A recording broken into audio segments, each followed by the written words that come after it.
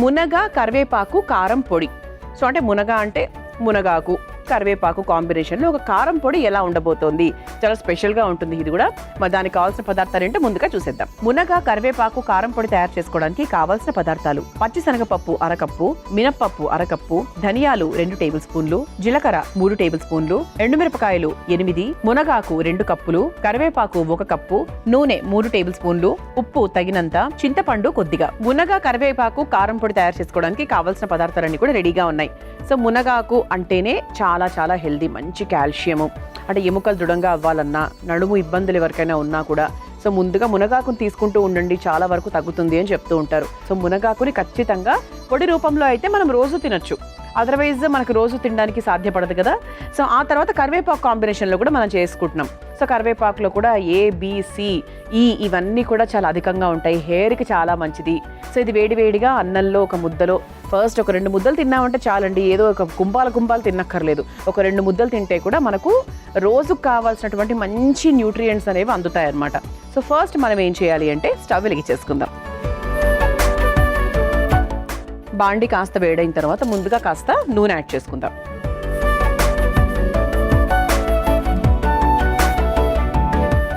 ముందుగా ఇందులో పచ్చిశనగపప్పు, అంటే కొంచెం ఎక్కువగానే తీసుకుంటున్నాం, అంటే మనకు పొడి తయారు చేసుకుంటున్నాం కదా, దానికి తగ్గట్టుగా తీసుకోవాలి. దానికి ఆల్మోస్ట్ సమానంగా మినప్పప్పు, ఇది ఒక్కసారి వేయించేసుకుందాం.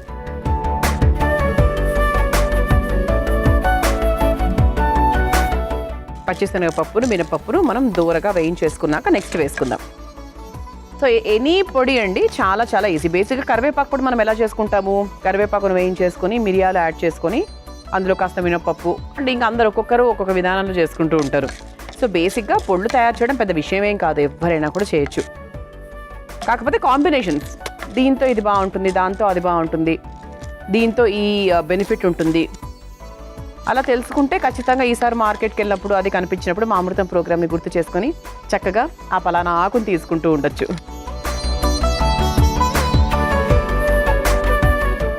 ఇది కొంచెం లైట్గా వేగింది కదా, ఇందులో కాస్త జీలకర్ర, అలాగే కొన్ని ధనియాలు. ఆ ధనియాలు ఫుల్గా అక్కర్లేదండి, జస్ట్ దాంట్లో ఒక 20% వేసుకుంటే సరిపోతుంది.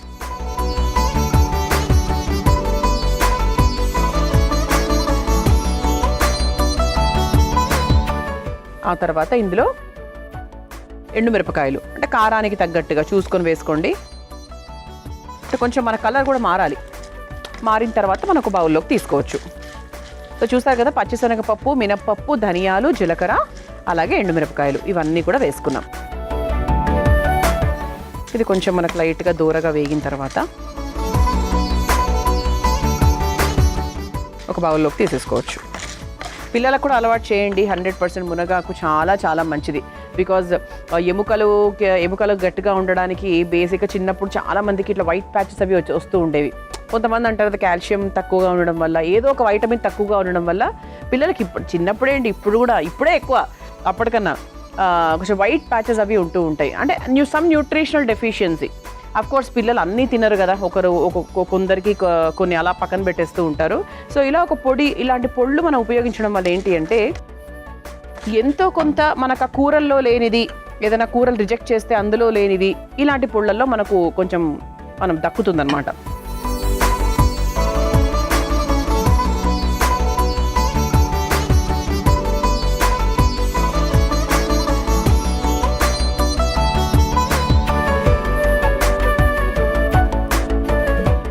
ఓకే చూడండి ఇంత కరకరగా వేగిందో. సో ఇప్పుడు మనం ఇదే బాండిలో ఆల్రెడీ కొంచెం నూనె ఉంది కాబట్టి ఇంకా చూద్దాం అవసరం ఉంటుందో లేదో అనేది తర్వాత చూద్దాం. దీంట్లో మనము మునగాకు అలాగే కరివేపాకు వేసి చక్కగా ఒక్క 2 నిమిషాల పాటు వేయించుకోవాలన్నమాట. ఇదిగోండి మునగాకు, సో చక్కగా తీసి పెట్టుకున్నాము, వాష్ చేసుకుని ఆరబెట్టేసుకున్నాము. సో దీన్ని మనము ఈ నూనెలో వేసేసుకుందాం. ఈ ఆకులు చూడడానికి మనం ఇంత వేసామా అనిపిస్తుంది కదా. సో వన్స్ మనకు వేగితే చాలా తక్కువ అయిపోతుంది. ఇది ఒకసారి వేయించేసుకుందాం.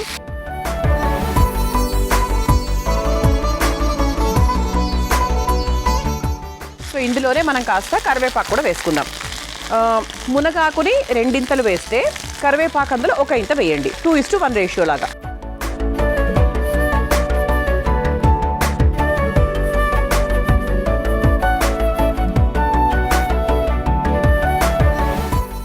ఆల్రెడీ మనం నూనె ఉంది కాబట్టి మళ్ళీ ప్రత్యేకంగా ఏం వేయలేదు.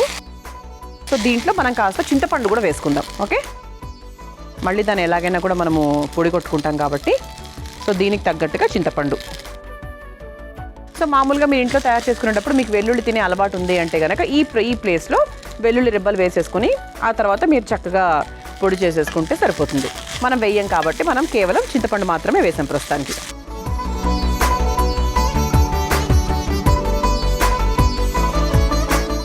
ఎక్కువ వేయించుకోవద్దండి, జస్ట్ మనకు లైట్గా రంగు మారాలంతే. కొంచెం మనకు ఆ స్మెల్ తెలిసిపోతుంది, వేగిన తర్వాత వచ్చే స్మెల్ ఎలా ఏదైతే ఉందో అది మనకు నీట్గా తెలిసిపోతుంది కాబట్టి ఓకే.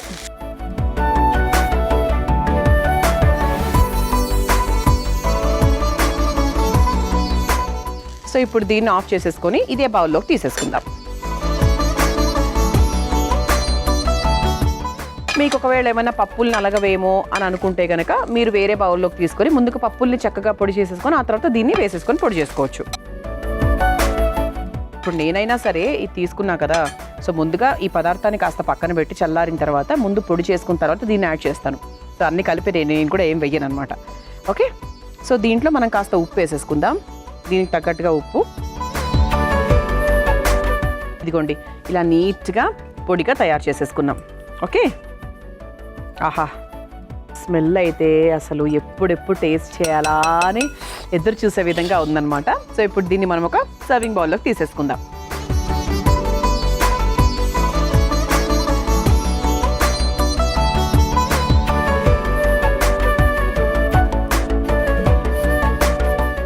ఇలా టేస్టీ మునగ కరివేపాకు కారం పొడి రెడీ అయిపోయిందండి. దీన్ని మీరు తయారు చేసుకోవాలనుకుంటే కావాల్సిన పదార్థాలు తయారు చేసుకునే విధానం మరొకసారి చూసేయండి. మునగ కరివేపాకు కారం పొడి తయారు చేసుకోవడానికి కావాల్సిన పదార్థాలు: పచ్చిశనగపప్పు 1 కప్పు, మినప్పప్పు 1 కప్పు, ధనియాలు 2 టేబుల్ స్పూన్లు, జీలకర్ర 3 టేబుల్ స్పూన్లు, ఎండుమిరపకాయలు 8, మునగాకు 2 కప్పులు, కరివేపాకు 1 కప్పు, నూనె 3 టేబుల్ స్పూన్లు, ఉప్పు తగినంత, చింతపండు కొద్దిగా. మునగ కరివేపాకు కారం పొడి తయారు చేసుకునే విధానం: ముందుగా స్టవ్ వెలిగించి బాండీలో నూనె వేసి వేడయ్యాక అందులో పచ్చిశనగపప్పు, మినప్పప్పు, జీలకర్ర, ధనియాలు, ఎండుమిర్చి వేసి వేయించి ఒక బౌల్లోకి తీసుకోవాలి. ఇప్పుడు అదే బాండీలో మునగాకు, కరివేపాకు, చింతపండు వేసి వేయించి అదే బౌల్లోకి తీసుకుని ఉప్పు వేసి పొడి చేసుకుని చివరిగా ఒక సర్వింగ్ బౌల్లోకి తీసుకుని సర్వ్ చేసుకుంటే మునగ కరివేపాకు కారం పొడి రెడీ.